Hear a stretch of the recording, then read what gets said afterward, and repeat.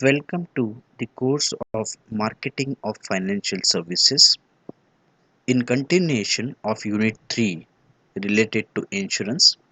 We move to second topic of Unit number 3 which is related to principles of insurance. Let us try to understand what are the different principles of insurance and how they are applicable in the real life situation. Let us look into what are the six different types of principles of insurance. There are six principles of insurance. The first principle is called as law of large number. Second is insurable interest. Third one is utmost good faith. Fourth one is indemnity. Fifth one is subrogation and contribution. And the sixth one is proximate cause. These are the principles of insurance which will help us to understand in a better way what are the different types of insurance and how these principles helps the insurance company to settle the claims with the individuals. Let us try to understand the first principle of insurance, which is called as law of large number. It states that more the number of members who are insured, the more likely it is that the actual result would be closer to the expected. Let me put this into a very simple example.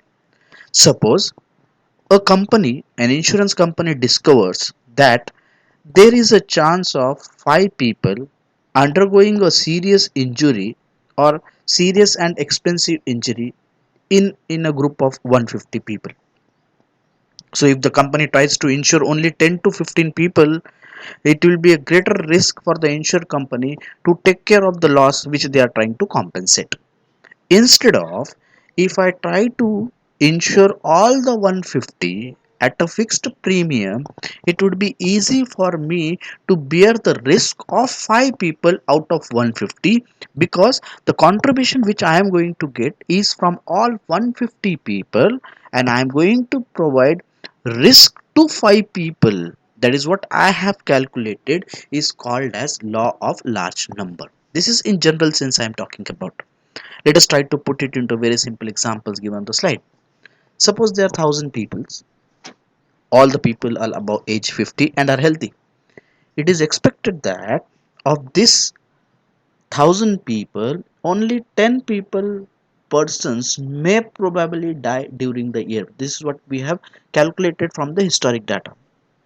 That means if the economic value of the loss suffered by the family of each dying person is taken as 20,000 rupees, the total loss would work out to 2 lakh rupees. Understood? 10 people probably die and economic loss per person is 20,000 rupees. So 2 lakh is what we are expecting the total loss. How many persons are there in a village? There are 1,000 people. Now, if I want to compensate or there would be a loss of 2 lakh rupees, I need to create a pool of funds which will be which would be offering 2 lakh rupees to the losses which we are going to have from 10 people. So, if you have 2 lakh to be given and I have 1,000 people, that is what I have 10 people to whom I need to pay, and I have 1,000 people with me. What happens is I will see to it that 200 rupees is collected. How? Let us try to understand. How many people are there? There are 1,000 people. What is the economic value of loss of 10 people? 2 lakh rupees. 2 lakh divided by 1,000, if you try to understand, you will have to pay amount of rupees 200 per individual, so that a pool of resources of 2 lakh can be created. Why 2 lakh is to be created?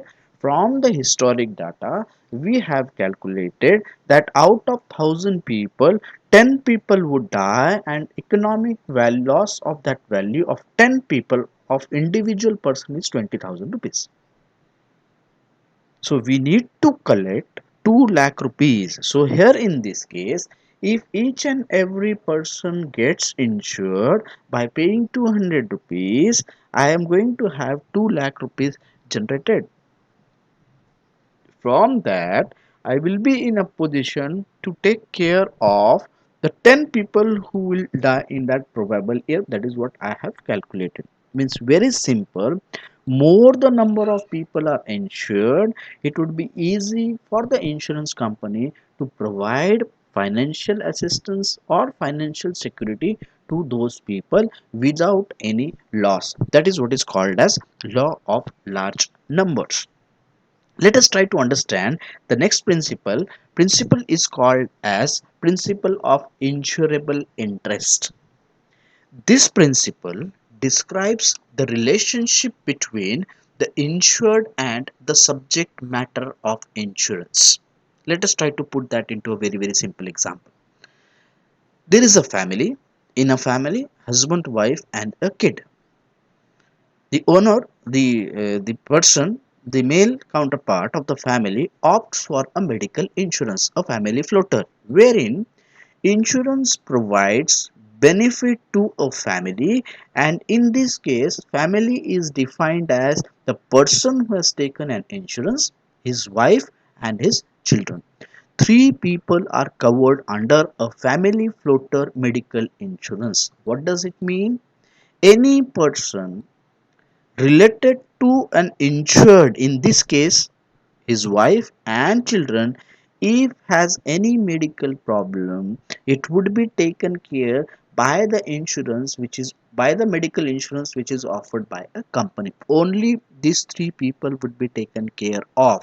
That is describes the relationship between the insured and the subject matter of insurance. That is what is called as insurable interest.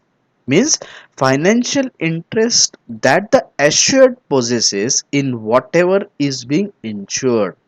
Medical, family floater medical insurance, who all are included? Male, his wife and children. That is what is called as insurable interest.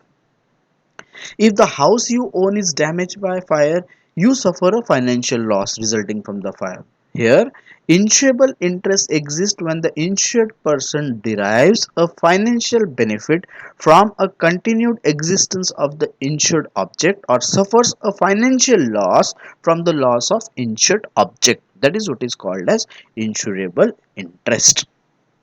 Means if I own a house now, if I taken an insurance by me, if damage is caused by a fire, in that case I will be liable for the economic loss created.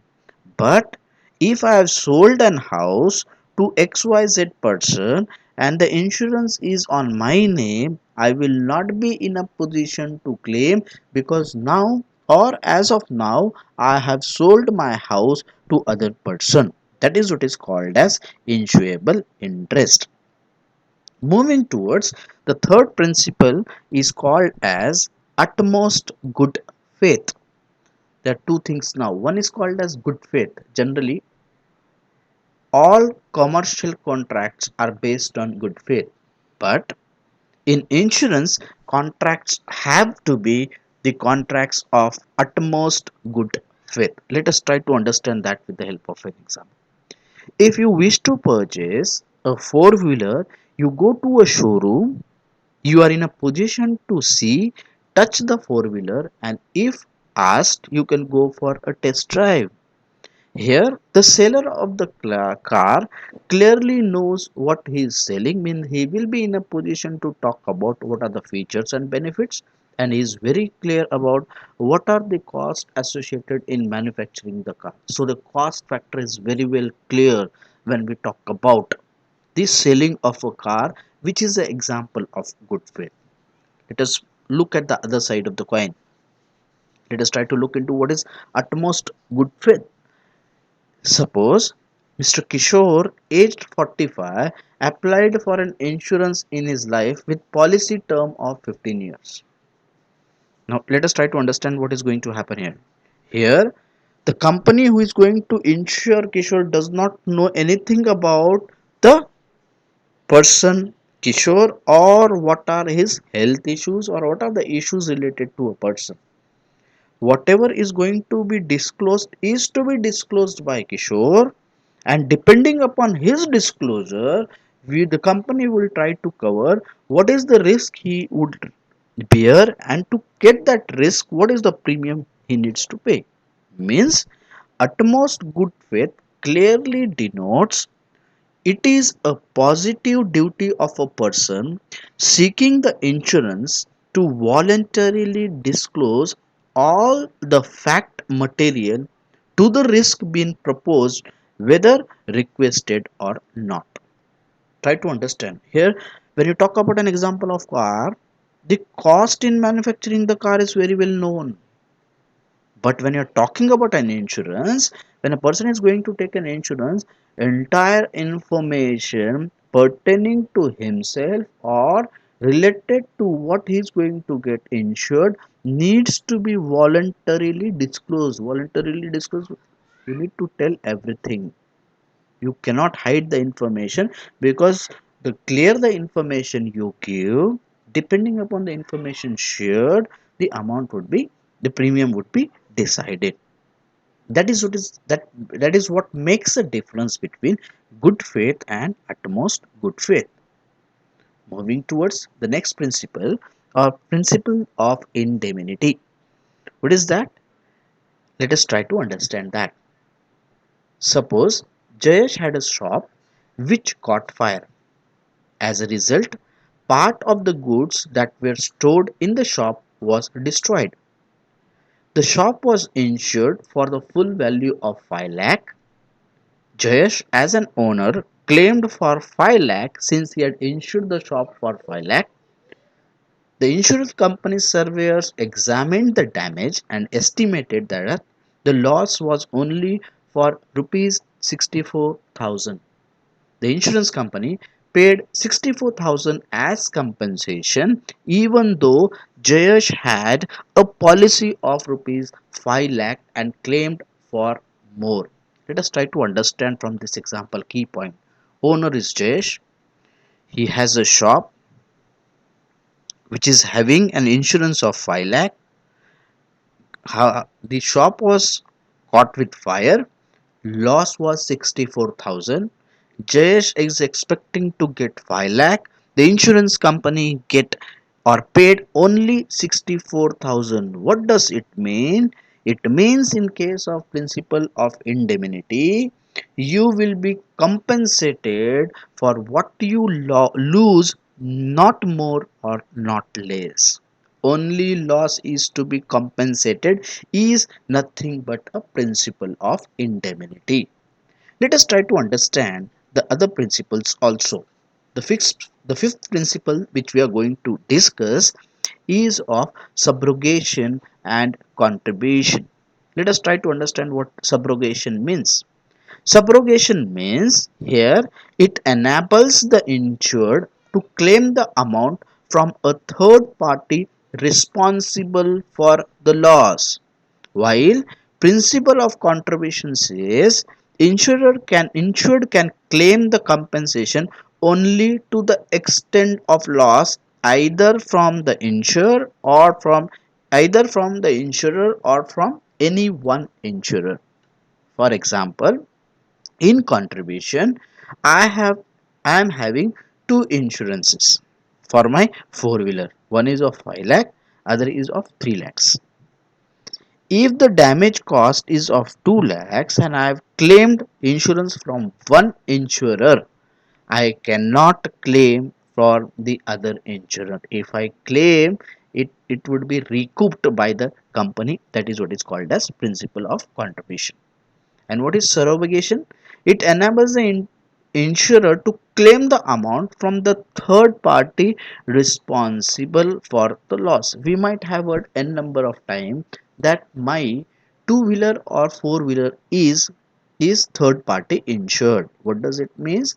If accident happens by my vehicle, the damage would be paid by me through my insurance company to the person who has been caused to damage. Means loss shifts from one person to another. It is against third party, and you have one insurer and one policy. But in case of contribution, insurer or insurer, the individual can have more than one insurance available. In that case, only one way can be claimed. That is what we need to understand between the differentiation between subrogation and contribution. Third party in insurance is an example of subrogation, and contribution is nothing but we are trying to claim, or insurance can claim the compensation only from one insurer, not all. In this, only one would be insured. That is what we need to understand between subrogation and contribution. Let us move to the sixth principle, which is principle of proximity cause. Let us try to understand that. I have a small image on the slide wherein a person on two-wheeler meets an accident with a four-wheeler. When he met with an accident, he met an accident with the first, and then an attack was got converted into attack. Because of accident, got converted into an attack. The insurance company rejected the claim, saying that the death was because of heart attack, not because of accident. In case of principle of proximate cause, if loss to an injured property is the result of two or more causes acting simultaneously or in succession, it becomes necessary to choose the most important, most effective, or the most powerful cause which has brought about the loss. In this case, accident and attack. Accident caused attack. Attack had not caused accident in this case, and that is what is called as proximate cause. In this case, the insurance company was supposed to pay the accident claim, because it was a case depending upon principle of proximate cause. Just a recap of what are the principles which we have tried to cover. 1. Law of large number. Principle number 2, insurable interest. Principle number 3, utmost good faith. Principle number 4 is indemnity. Principle number 5, subrogation and contribution.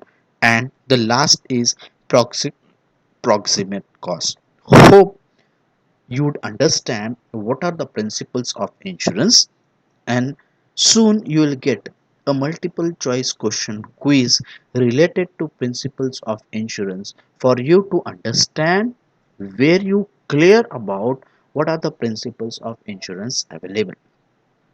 Let us try to understand what is the next video talking about. From the third video onwards, we will be looking into different types of insurance. We'll try to understand what is life insurance, what is health insurance, what is property insurance, travel insurance, pensions, and group insurance, of which we are going to understand that with the separate videos with respect to what are the types of insurance in detail. Till then, it is end from me with respect to unit number 2. Thank you.